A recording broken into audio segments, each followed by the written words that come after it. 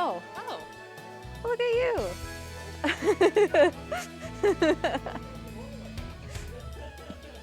All right. So I guess we're good to go, right? Good to go. You are live. It is all Cool. yours. Thank you so much.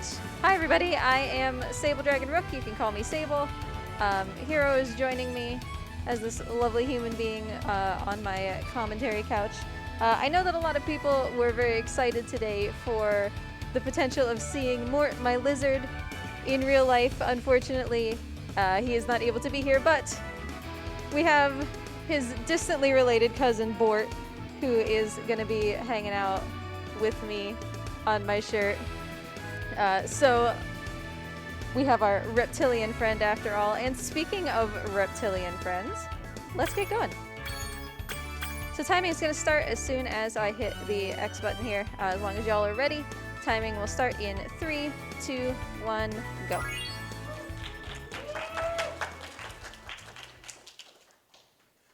All right, so this is 80 dragons. If you couldn't guess, we're going to be collecting dragons. There are, in fact, 80 of them in the entire game. And unfortunately, we're going to skip this first cutscene, which lets us know why we are collecting these dragons. So, you know, the dragons, they were having a TV interview. And Nasty Nork, big bad boss, was watching. And they happened to call him ugly. Not a very nice thing to do.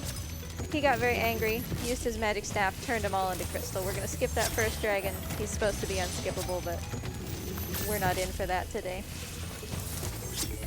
2 dragons and we're like 10 seconds in, 78 more to go. And obviously this is the Reignited version of Spyro, so this is not the PlayStation 1 version, could you tell? And if you have not had a chance to play Spyro, absolutely recommend starting here. It's an amazing game. They did an amazing job with it. So, a few things that you need to know, right? First of all, Spyro is a collectathon. As a game, the purpose is to collect things. We've got gems, we've got dragons, we've got eggs. The good news is, in a category like 80 dragons like this, we are actually going to be doing some pretty insane things a little bit of the way into here. And that is going to enable us to not care about anything besides dragons. If we did care about other things, you know, red gems are worth 1, green gems are worth 2, blue is 5, yellow is 10, and purple is 25.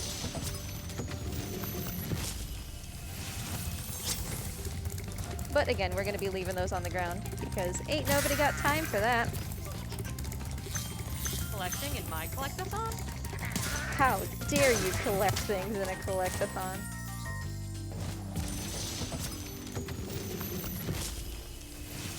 So generally, we want to see this all dragons found at the bottom. There is one exception. We're going to leave a level and come back in to get the dragons. If any of y'all see me leave a level and it doesn't say that, please shout at me because that's not on purpose.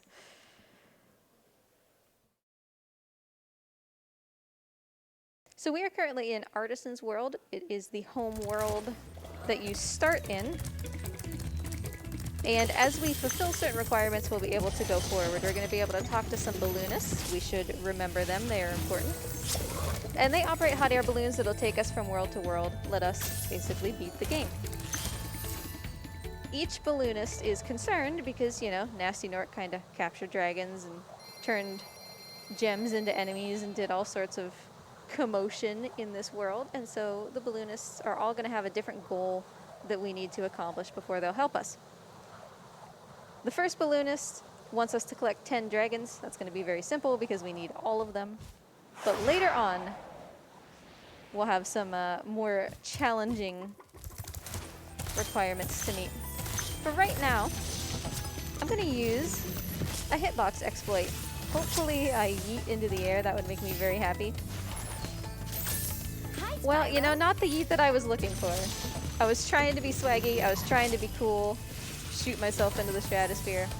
Let's just do it the real way. Fine, now I'm standing in midair. So we were able to utilize a hitbox that appears on that ferry for some reason to just stand in midair and go to the end of the level. Because that happens to be where all the dragons are. Somehow that weird little physics-breaking standing struck me as something that a cat would do. Just perch on top of a dragon's head.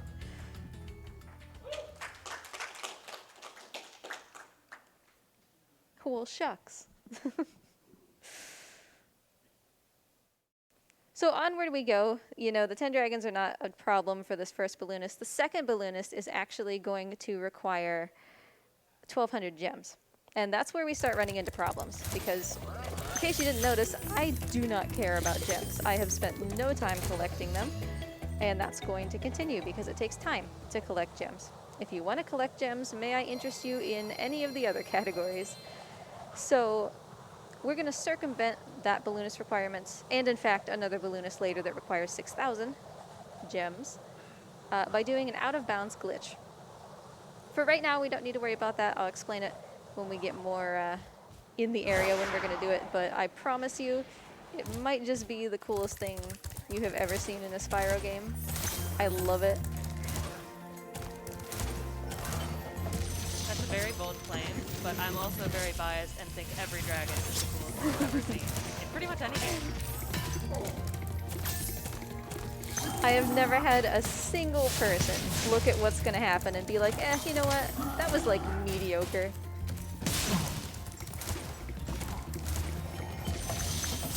So for now, in addition to getting the dragons, of course, because we have to, because they're our friends, we also need to go through the return home portal at the end of this level. And the reason for that is because this world's boss, every world in Spyro has a boss, if you can call it that. This isn't Dark Souls. They're going to have, you know, one dragon in them that serves as the save point before you're supposed to fight them. I just went through a return home portal that is going to open the boss for this world. He's hidden inside a dragon head with its mouth closed. Remember that. It'll be important later. Because we are going to encounter, or rather maybe not, encounter dragon heads that should be there and aren't. Assuming that I play this game right. So here's the dragon head. You can see it's closed. This guy is going to tell me how it works. And so I've fulfilled the requirements. It's open now. And there's a portal. Toasty. Poor old Toasty. He seems so intimidating. He's this big Grim Reaper guy with like a jack-o'-lantern head. But in reality, he's just a sheep on stilts. You gotta dream big, you know? Fake it till you make it.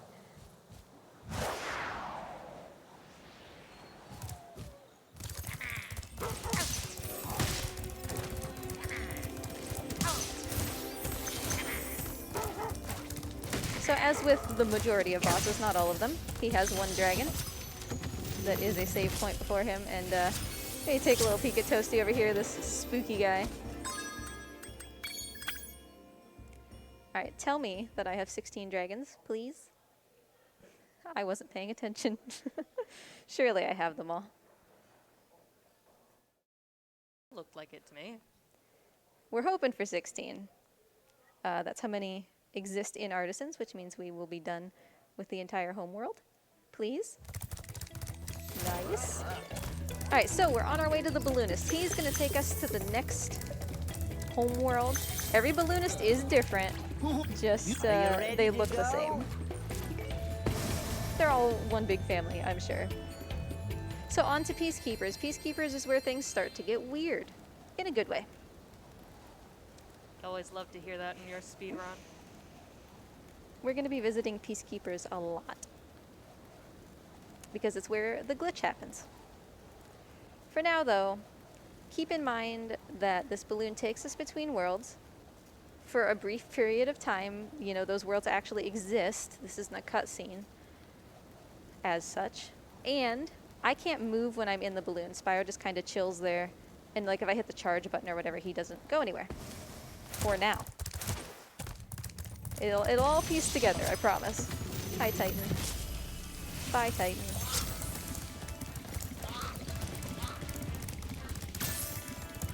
Coming into Dry Canyon, I am going to attempt a jump that you're not really supposed to make. It doesn't really matter quite as much on PlayStation because it has a much more consistent frame rate, but on PC, if you're playing Spyro, the frame rate that you play at actually dictates how far Spyro can jump.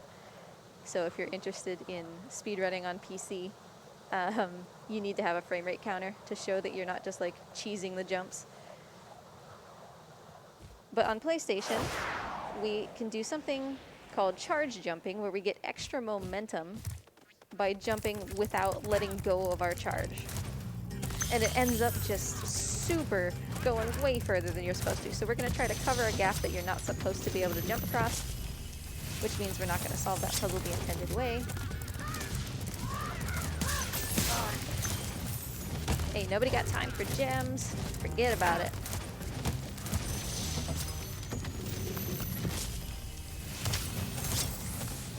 We're too cool for extended ways anyway. Yeah. Alright, so here's hoping that we make this. It's a very far jump. Come on, buddy. Nice.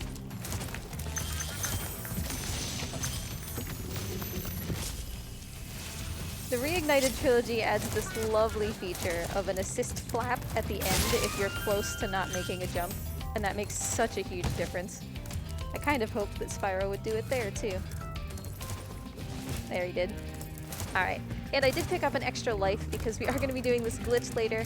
It costs lives if you fail. Not that having a game over is necessarily a bad thing, but, you know, you just don't want to have a game over if you can help it. So we're going to take a safety life. Would now be a good time for a few donations? Sure, we can squeeze them in.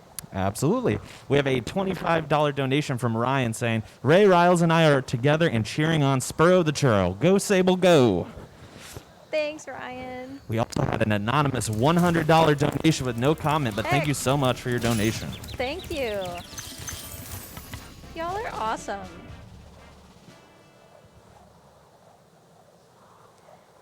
All right, into Clifftown, and we are going to meet egg thieves for the first time.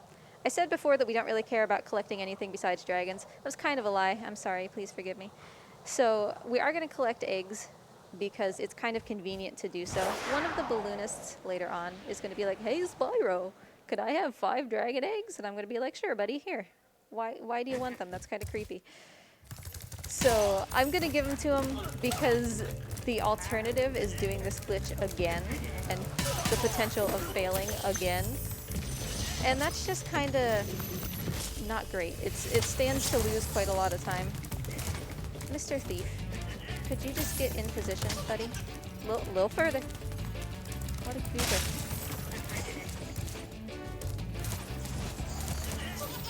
Bam. Okay, dragon egg number 1. You'll notice that when I get dragon eggs, I actually do it, if I can, with downward momentum. So that means that Spyro is gliding or he's, you know, falling, whatever he needs to be going in a downward direction. Because for some reason, the game just kind of thinks, hey, you know what? Spyro's going down. That means we don't have to play the cutscene. Because, you know, reasons. Oh, that makes sense. Yeah. Totally. And so we skip a little egg cutscene of it zooming into Spyro's face. If we can hit him with downward momentum. And cheese my way up this cliff.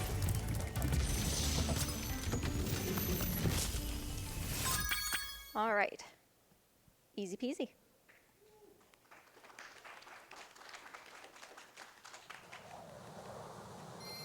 Unfortunately, no flight levels.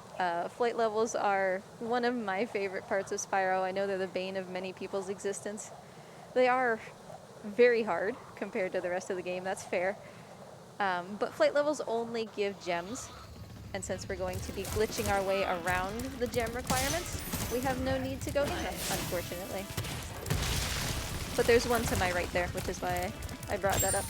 We'll talk about fodder here in a minute, but for now...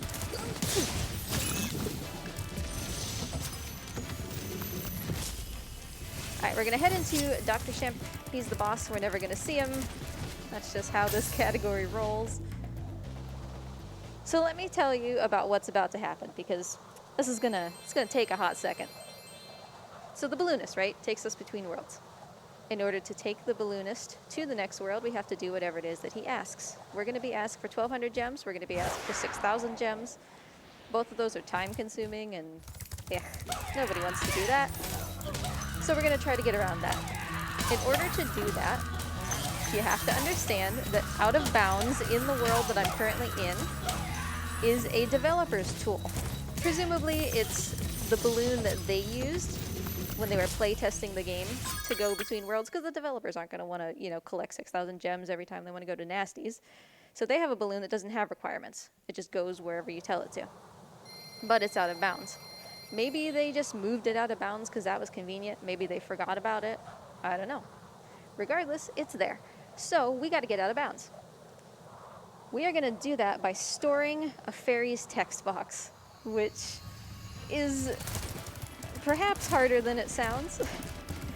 It's not as simple as just talking to the fairy. We're going to need to talk to a fairy that appears after we talk to a dragon.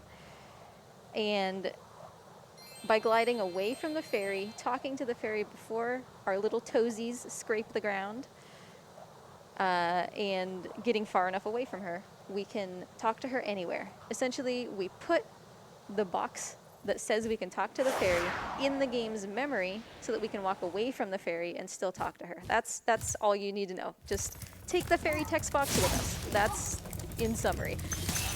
Once we do that, the game thinks, oh, you're talking to a fairy? Well, you must be controlling Spyro because of course you are. You just freed a dragon. So we're going to take that text box with us right into the balloon, talk to the fairy. The game's going to think we're controlling Spyro, and we're going to run out of the balloon. That's how we get out of bounds.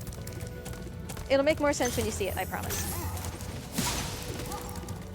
Once we're out of bounds, the fun doesn't stop there. We've got some very frame-specific tricks. I am playing on a different version of the PlayStation than I normally play on, so let's hope that we lock those in on the first try. And I am going to tell the balloon essentially to take me to 2 different places, one of which I'm not supposed to be. It's going to try to load both of those worlds at once. The game's going to go nuts. It's a great time. It's a great time. Just buckle in. It sounds complicated, but I promise that it's cool. And that's what matters, right?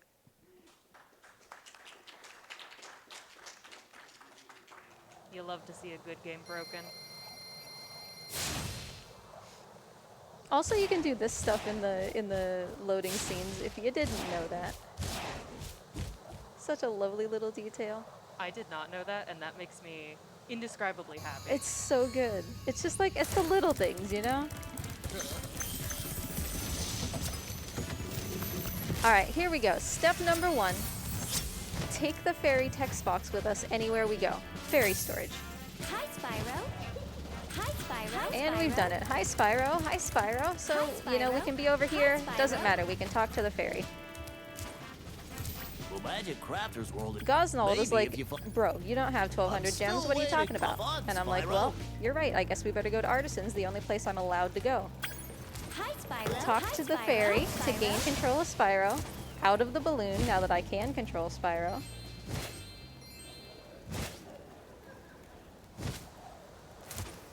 Oof, into the dev tool. Okay, we made it. Step 1. All right, not frame perfect, but frame very specific trick. I need to pay attention.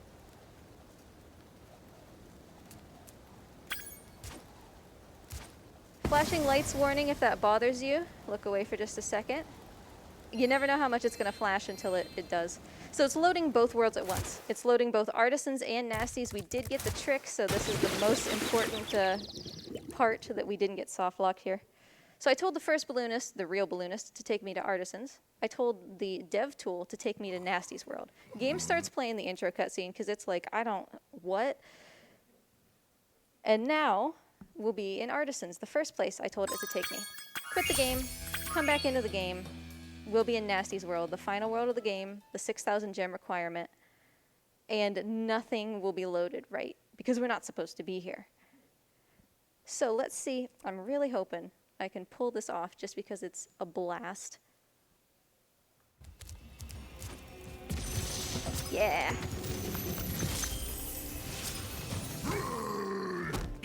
Nasty's ancient history now. You're in Nasty's world what's now, in there? Spyro. I believe and you are the this dragon is that must Nasty's defeat treasure him. hoard. Bring him on. The gate will I'm only ready. open if you have Reach found the exit everything in the each Dragon of Nasty's Kingdom. lands. Come back Then when you have can reached challenge the Nork 100%. himself. Was it worth it?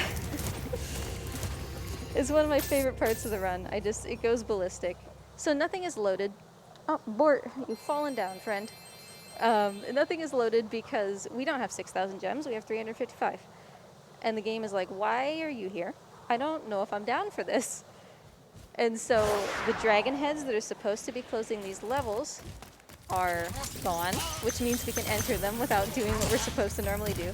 And the dragon that's normally locked behind Nasty Nork, the final boss, is available because the game doesn't know what to load. It's like, I don't know, maybe you beat Nasty, maybe you didn't. So it puts both of them there at once.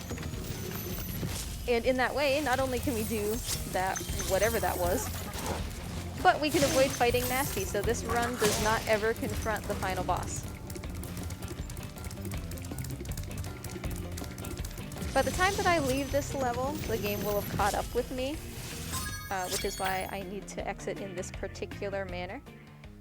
Because now, there is going to be a closed dragon head in the guarding off the level that I was just in. Because everything has finally loaded, so I would not be able to get in there if I did this in the opposite order. So you see, now, that's where I was. There's a dragon head with a closed mouth. But it doesn't matter, because we have completed it, so who cares? It's over.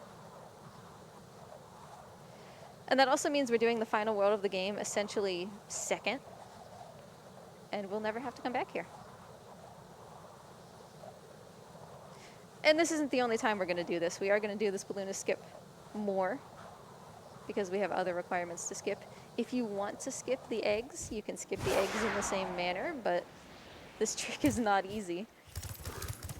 And ideally, you don't do it any more than you really have to, which is why we still get the eggs.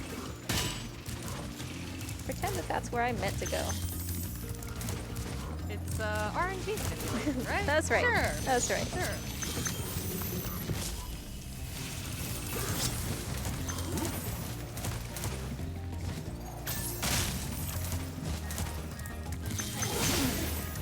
So we're heading through this level so fast that things are not loading quite yet. That guy didn't have his explodey barrel. That guy sure did. Now this friend, you gonna be nice to me today, buddy? Explode. Yeah. Beater. Oh, it's so polite of them. Alright, that's it for Nasty's World, the final world of the game. We are done with that. And we're going completely out of order. We're literally just going to Ice Cavern so we can do this exact same trick again, except that we're doing it with magic crafters this time. This is the world that would be locked off by 1,200 gems. Again, ain't nobody got time for that. And so hopefully we can do the same trick again. And the only reason we went to Ice Cavern was because we're going to get fairy storage off of Magnus, who happens to be really close to the entrance of Ice Cavern. You know, I've got to say, even if it's a difficult trick, I think the resulting broken Spyro rave is well worth it. It's a dance party up in here. Hi, Spyro. Hi, Spyro. Hi, Hi, Spyro. Spyro. Up on, Spyro. Hi, Spyro. Hi, Spyro. Alright, out of the balloon, trying to get into this dev tool.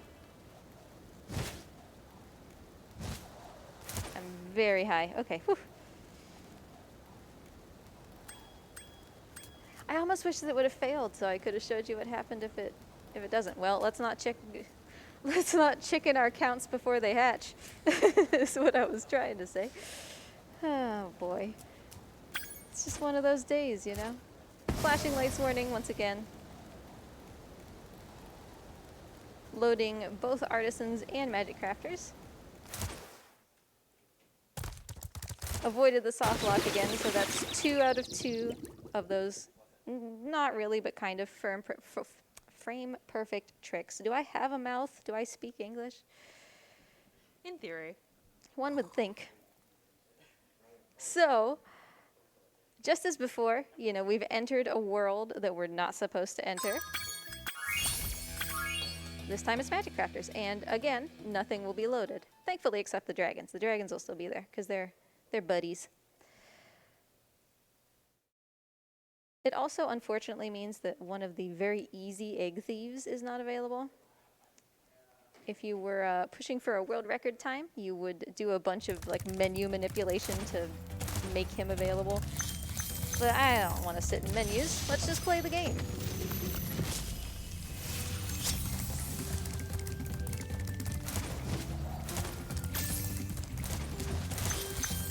I almost died for no reason. And you know, the funny thing is, I almost, you know, just charged off of that ledge for no reason because I'm a goober. And only in this specific instance, immediately after you do the skip, can you not die by doing that. You just fall down and the water is like walk-onable. And there's just nothing you can do. You're just trapped down there. You could do a little ice skating. Oh, yeah. Play a little curling. And you wonder, right, why can Spyro not swim? It's just water, you know? He can swim in the other ones. I guess it takes him a little time to learn.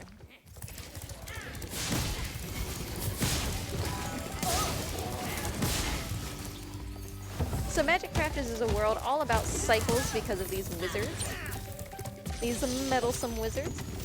In-game time does not pass while a dragon is playing. So, I let him play just long enough that this cycle in the background with the wizards taking the wall up and down was in my favor. So I didn't spend any time waiting for the things in the background to be correct, because we only time, whoops, based on in-game time. So every now and then you'll see me just let a dragon play for a little while so that stuff in the background can happen in a way that's more favorable to me.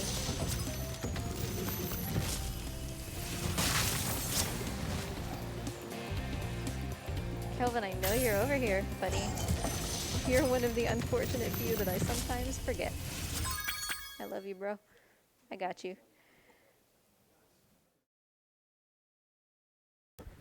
We have a minute to sneak in a couple donations Sure, here. now's a good time. Great, great. We have a $10 donation from Oni who says, Bonjour from the French Restream. It was a real pleasure doing the commentary for the Sonic run. Rizuru has so much energy. Everyone donate for the Ring Fit run so I can do one more commentary and keep sweating too watching so much skill. Thank you all for your hard work. Oh, I am excited for that Ring Fit run. I absolutely adore that game, so I really hope that the incentive gets met. Yes, absolutely. We want to get that one met. In addition to that, we have a $10 donation from DKC1002 saying, Go Sable, go! Thanks, DK.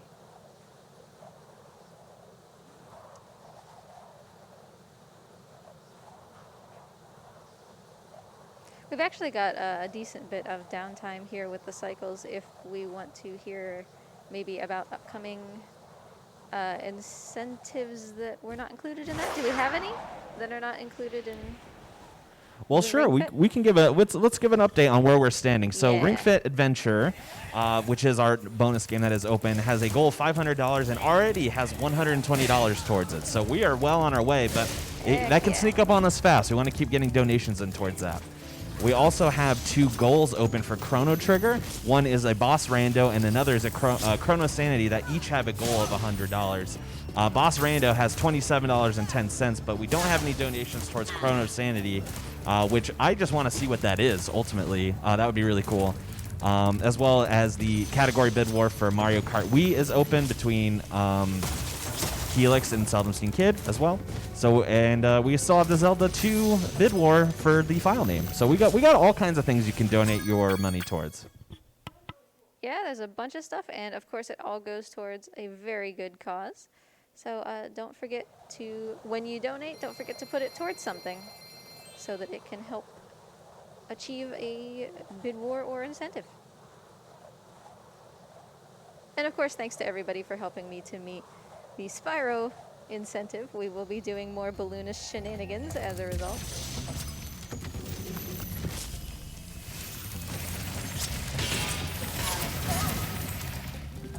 Unfortunately, no crystal flight. Man, I'm a sucker for those flight levels.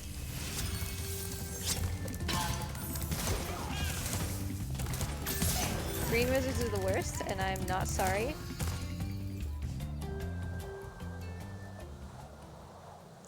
We have not yet encountered what, let's not lie, all Spyro runners consider to be the hardest level in the game, but those green wizards, though, they're the worst single enemy. They can snipe you from anywhere. They know when you're coming before you can even see them. They're just, when it comes to being a jerk, yeah, they've got it covered. They're kind of more of a nightmare in like any percent NBS. NBS, ironically, stands for no balloonist skip. It's the category where you don't do all the balloonist shenanigans.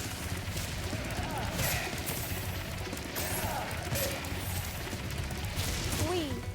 So that's a supercharge if you've never seen one of those before. Also poop. Supercharges make Spyro go fast. Surprise. But also, it's important to know that the number of supercharges that you take does actually impact how far you can jump and how fast Spyro goes. So me taking 2 supercharges here does matter, and it will matter again later when I try to do some supercharged shenanigans. Oh, heck yeah! Full staircase supercharge. That sounds applause worthy. Right?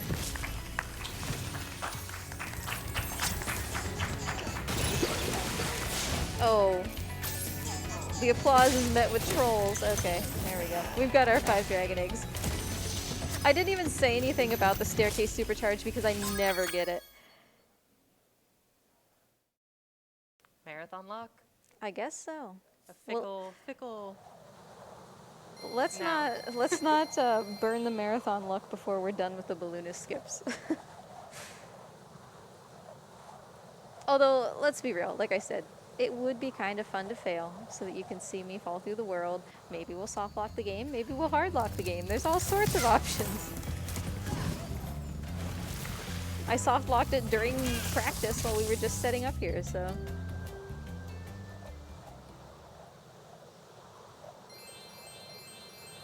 Blowhard is my kryptonite. He is the boss of this world. Thankfully, he's not too bad in 80 Dragons. But he's got that same electric power as those dang green wizards. So he's gonna snipe me from across the map as well.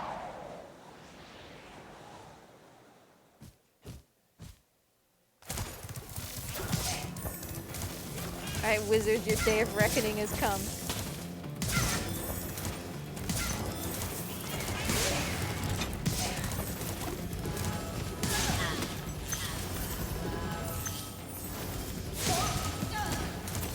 Alright, that was the boss. That was it.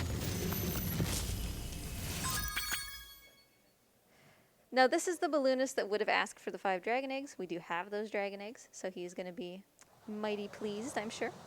And he will take us on to Beastmakers, the hardest world in the game. It's the hardest home world, it has the hardest levels.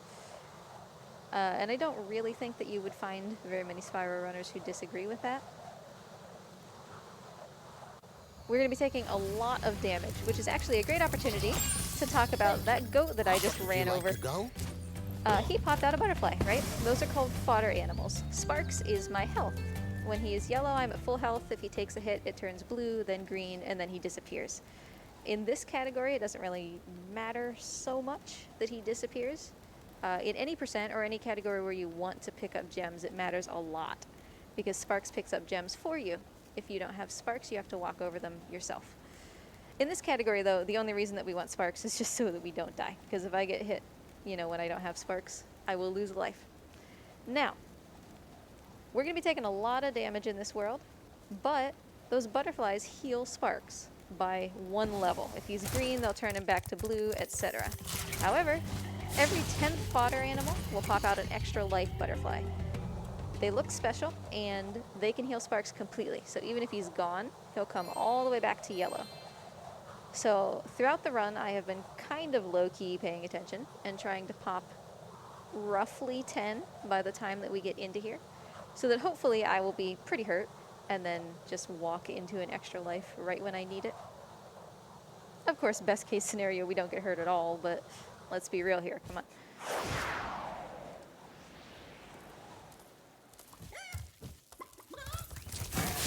Chicken, buddy, you were spared by a fraction of an inch. Rejoice, my friend.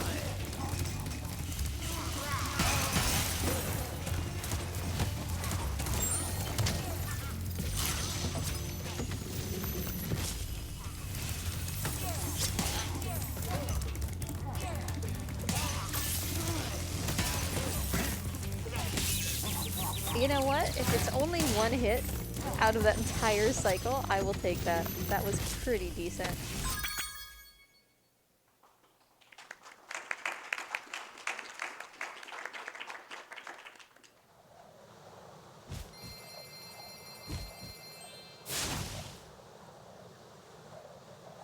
Coming up onto Misty Bog. Misty Bog is, hopefully, the only level that I leave without collecting all the dragons. Because it's kind of a weird shape. It's like a, if you put a Y and a P together, it's just this really odd shape. And so it's faster to go in, leave, and go back than it is to backtrack and, you know, go to where you're trying to go. So we're actually going to end the run in the hardest room in the game. Because of course we are. Why wouldn't we? We're speedrunners. We do that to ourselves. Thankfully, this first run through shouldn't be too awful bad. I'm going to damage tank a little bit to go straight to the end of the level. This is a thing just with Reignited Trilogy because they conveniently put a rock in the water that we can stand on. That texture didn't exist in the original.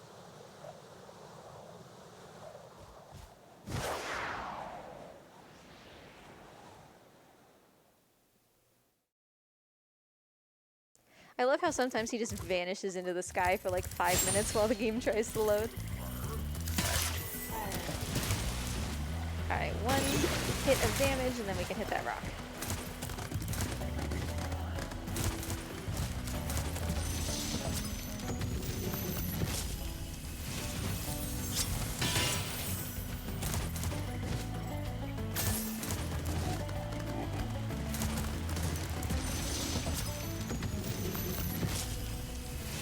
Alright, there's our 2 Misty Bog friends and we are almost at 60 dragons. We are a decent amount of the way in.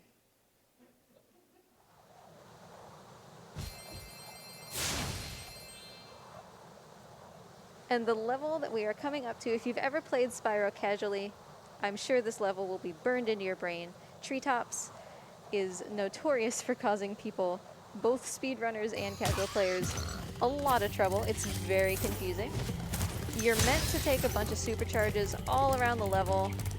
It's this big labyrinth and you have to hold a supercharge for a long time across multiple platforms that you kind of can't see until you're already there in order to jump all the way out to a dragon named Jed, who even Spyro is like, bruh, you could have picked an easier place to get stuck. Bort, honey, keeps falling down. So I am going to skip all of that because again, we're trying to zoom. So the good thing about Supercharge in Spyro Reignited Trilogy is that for some reason you can go slow while going fast. So I'm gonna pick up a Supercharge. I'm gonna try to just barely clip Spyro's horn onto the side of a building. And that's gonna kill Spyro's momentum, but he's not gonna lose his Supercharge. That is, however, gonna let me make a really tight turn right from the beginning of the puzzle straight to the end. Tap, down, done. So we skipped the entire supercharge puzzle, and we didn't have to do any of it. Saved. By the time we're said and done, we'll have saved about a minute not doing these supercharge puzzles.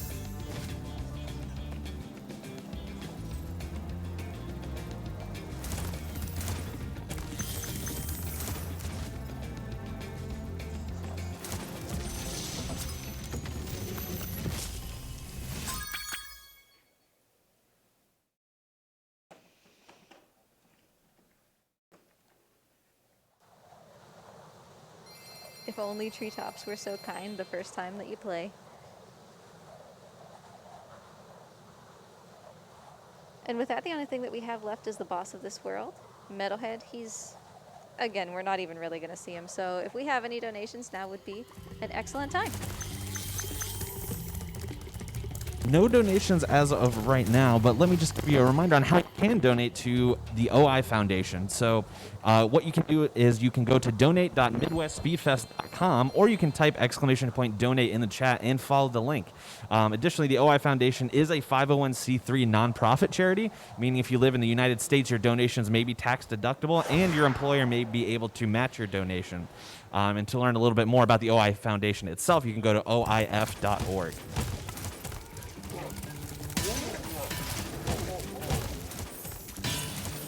Poor Spyro, you see me bashing his head over all these stairs. That's called bonking, and it's the fastest way to get almost anywhere.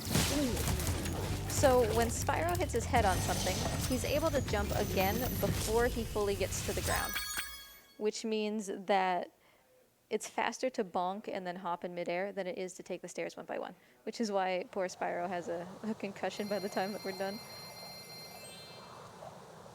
He's got horns. I mean, it's probably fine. I definitely think a few donations would help with his throbbing headache. But that's just me.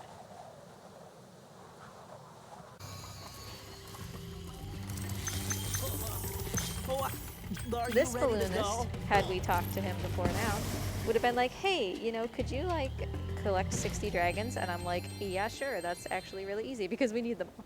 So that was kind of a balloonist you don't even think about because you're automatically going to fulfill it as part of doing the 80 dragons. Dreamweavers is going to be the final world for us because we did Nasties ahead of time. Dreamweavers worlds are long, but they're not necessarily complicated, which makes them very nice.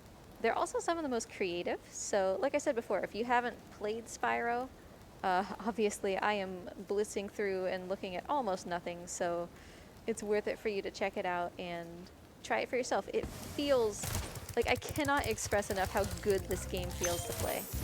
They did an amazing job. Toys for Bob did an amazing job with this remaster.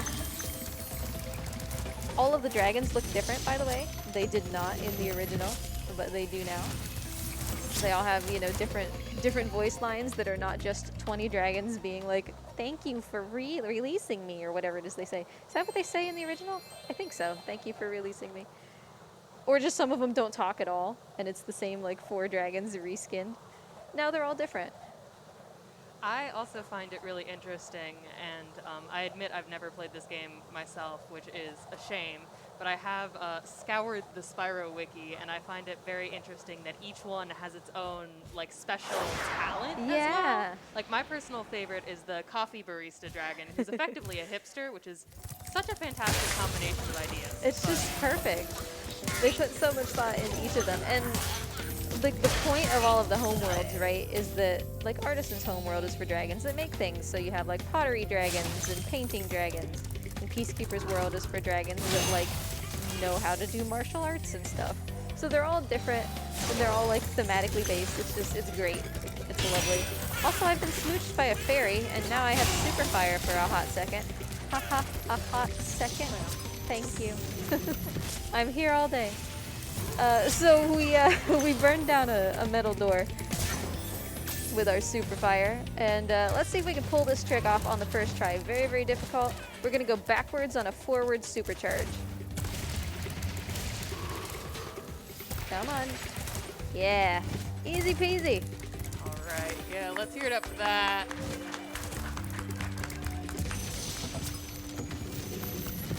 Seriously though, that's like one of the hardest tricks in the run, and I completely forgot it was even coming. That probably helped, because then I wasn't like thinking about it.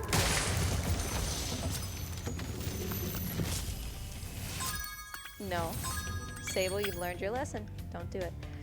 If I exit level there, instead of using the guidebook, which is like the in-game map of everywhere you've been, I'll come out in front of the portal. I don't want to do that because I need to take some whirlwinds back to the starting area if I do that. If I use my guidebook, I just go straight to that area I want to be. So it's definitely faster to guidebook. And we have been doing that occasionally, depending on when it's advantageous. Basically, guidebook takes you to where the balloonist would take you. Exit level takes you back out in front of the portal. So there's a rhyme and reason to it. Hi, Spyro. Hi, Spyro. We haven't heard all of that. Believe you me, there's more.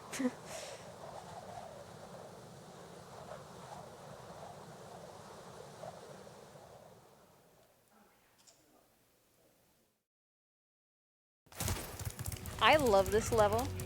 I think it's most of, like, a lot of people's least favorite level because it's just a straight line.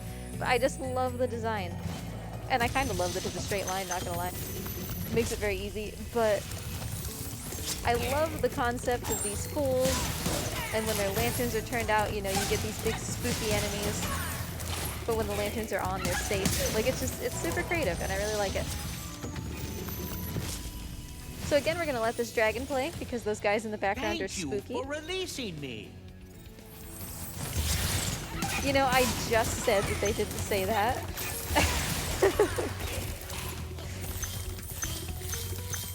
So thanks, buddy.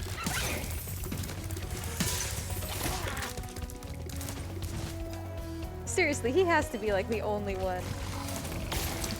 What a goober. He did it just for you. He did.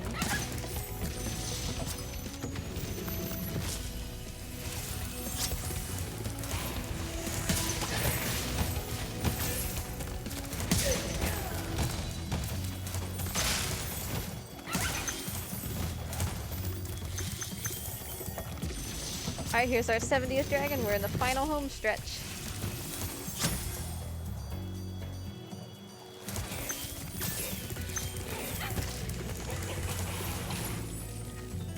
And I suppose I should throw in this little side note. We do have both a console and PC running community. And if any of these categories interest you, those two communities they're the same people, but the runs are different. So if Balloonist Skip is just kind of like, ugh, you know, I don't want to deal with that. Check out the PC version. We have a completely different way of doing it, where you just fly into a wall for a while. Like, we have a really varied community, and everybody is really nice. If you do want to do any of these balloonist-centric categories, any percent 80 dragons, on console, you will need a 2018 copyright disc.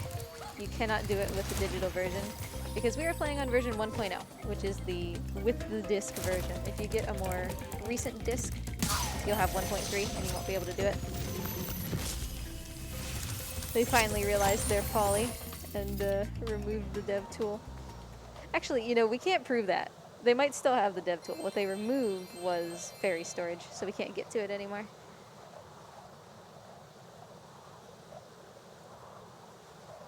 Was that before or after the skip was found? If you know. After? Question mark? I see. It always makes me a little sad in my heart, you know. Yeah, when things get patched out. Yeah. I think there's a certain character in, you know, the game's being a little bit broken. Yeah. As long as, like, it's not being super detrimental to casual players and they're just going out of bounds all the time. I love having glitches like this. To be fair, though, I love Sonic the Hedgehog. I can't say much more than that. Yeah, I think the run before clearly demonstrated that Sonic has got such charm. Has a lot of character. So much. Oozing with it.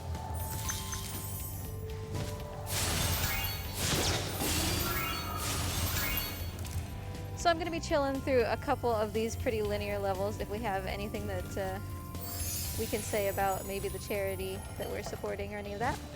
That is a fantastic idea. So let's talk a little bit about OI. So OI Foundation, or Osteogenesis Imperfecta Foundation, is working to support people who have this complicated, variable, and rare genetic bone disorder categorized by fragile bones that break easily. Unfortunately, there's no cure for OI, but there are ways to manage the symptoms. Despite the obstacles, there are many people who have OI who lead productive lives and are very fulfilled in their lives as well. And the goal of treatment is to minimize fractures, enhance independent function, and promote general health. So the OI Foundation, our donations that are going towards that, help to make it so that the people who have this degenerative disease can function well into their adult lives. Awesome. it's great that so much of, well, all of what we're gathering here is going toward such a good cause. Plus, we get some lovely incentives and all sorts of other things as an added bonus. Yeah, I love speedrun marathons like this. You know, you get to do something great that makes you feel good and have fun along the way. I mean, what's better than that?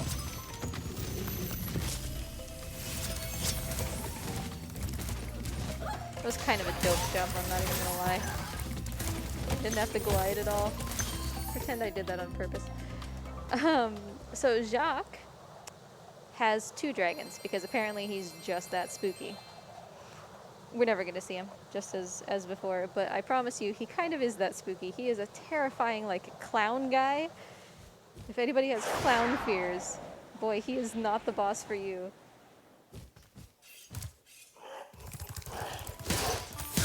You know, I was gonna make a joke about that, but honestly, I don't mess with clowns. Clowns are I'm not about terrifying. that.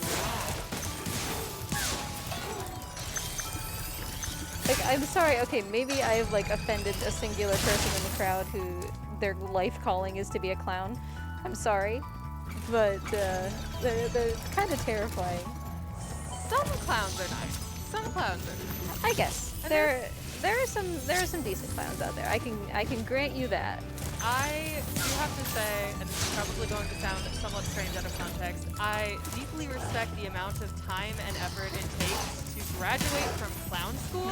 Like, that's a thing people actually have to That's go a through. thing. And apparently it's really difficult.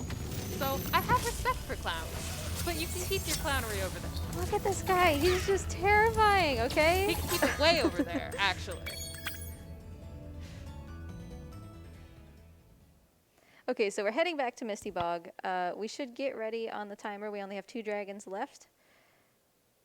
And as I said before, we are going to finish this run in the hardest room of the game, because of course.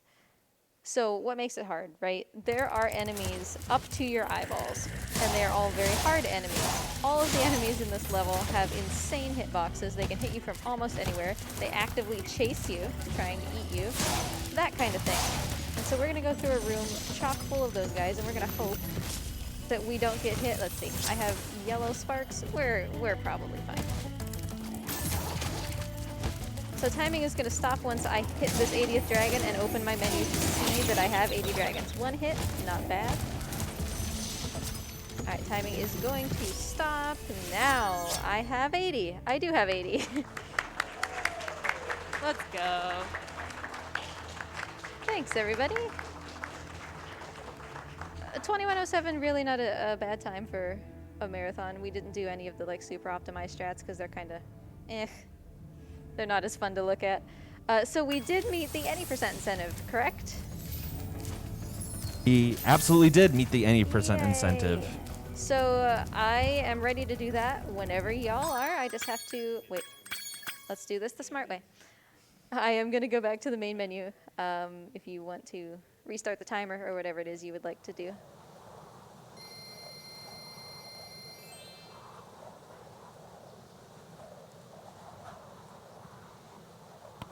Y'all are speedrunning marathon setup. You beat me to the punch.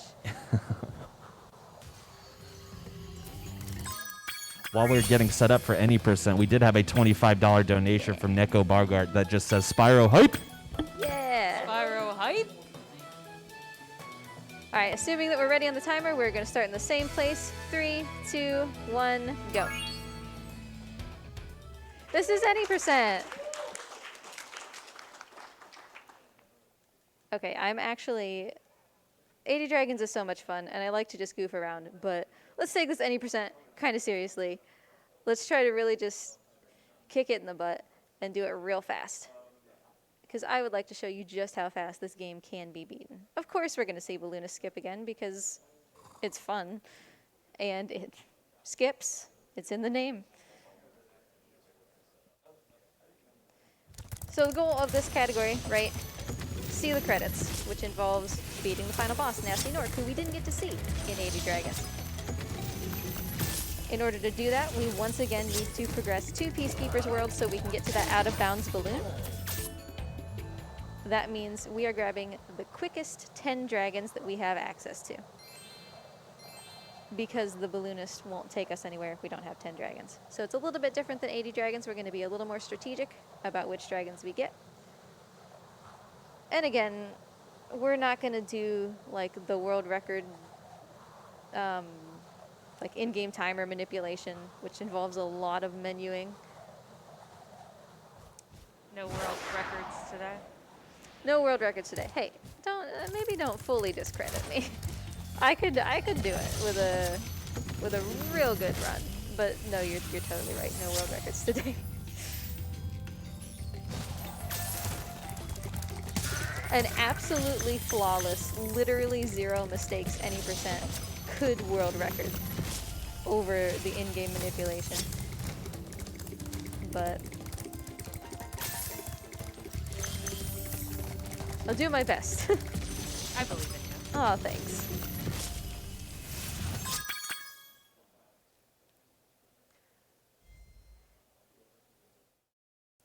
I mean, record or otherwise, this is all going to a great cause. That's right.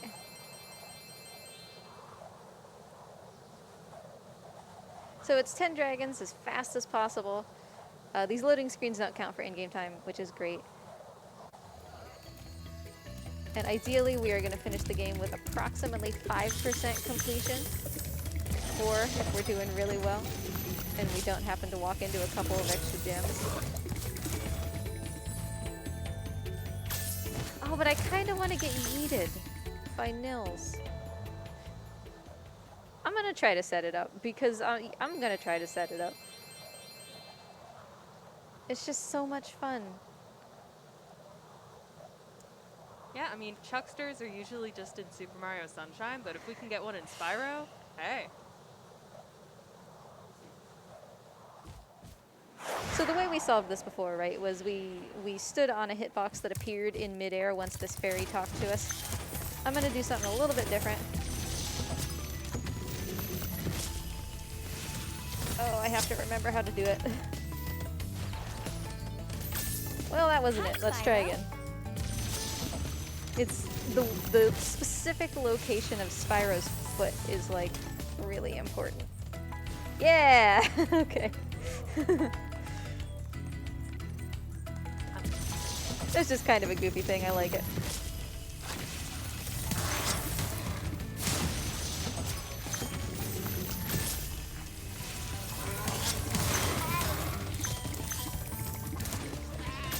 So, I mean, we got up there, you know, same as we wanted to. We just took a little detour.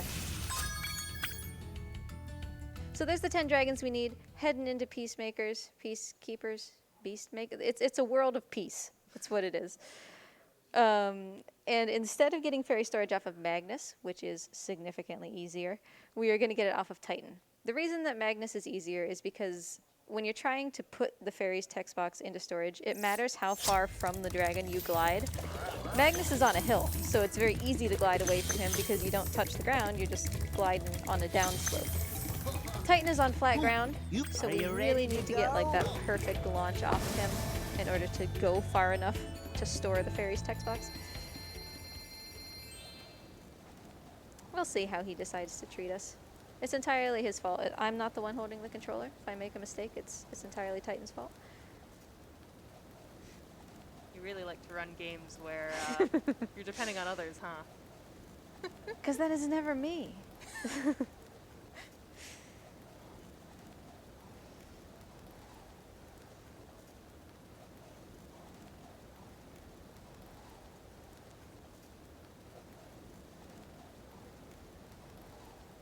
Alright, come on, Titan.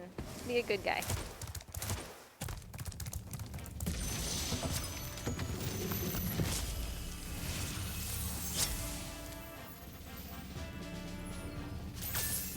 Not a big fan of this setup. Yeah.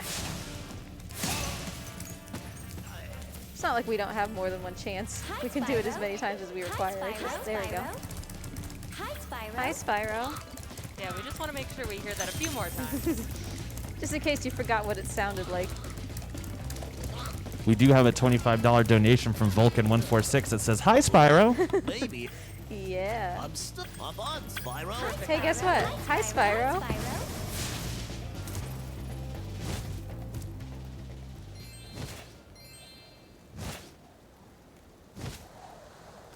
Alright, that was a decent lineup into that balloon, that dev tool. We're gonna go straight to Nasty Nork's world. Here is my kind of sort of frame perfect, so not really.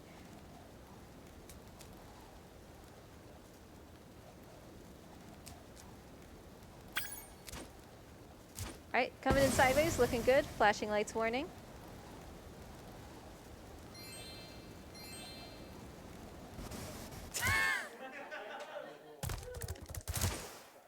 Oh, well. So we had both worlds loading there for a little while together. Always a trip with this purple Durgan. Intro cutscene. Game is very upset with me at this point.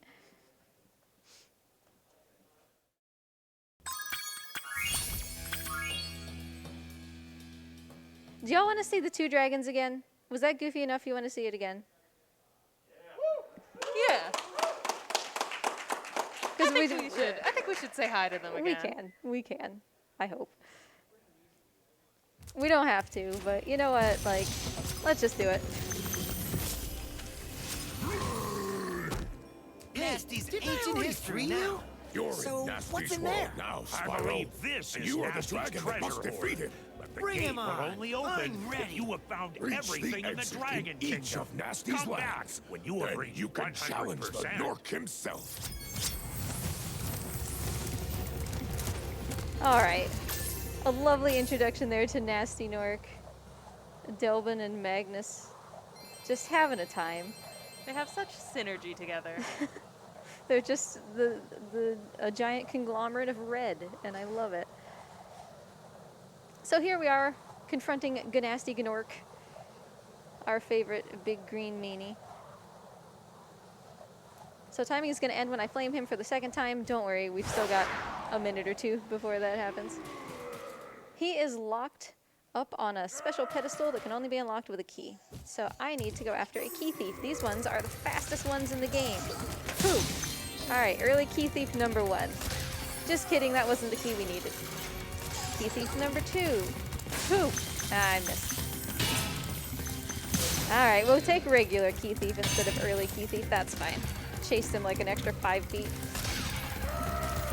I always say poof, by the way, because that way, when Spyro doesn't flame when I hit the button, people believe me that I actually tried.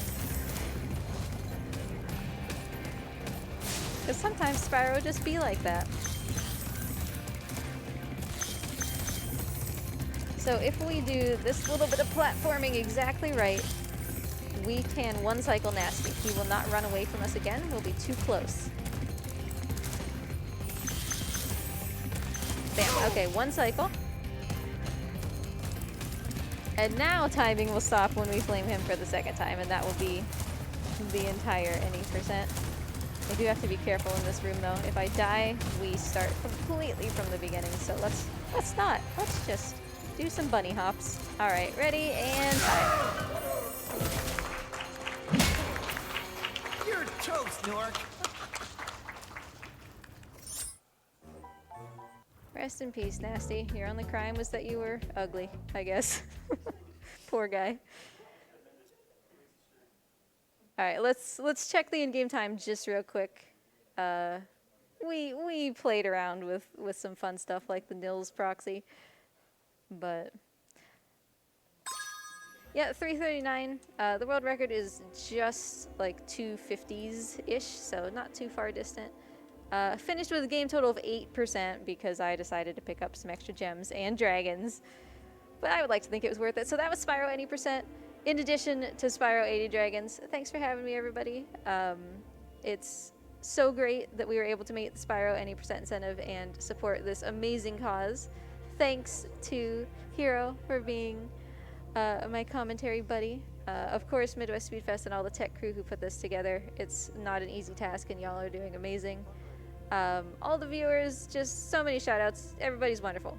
If you're listening to this, you're wonderful, okay? Thanks for having me, everybody.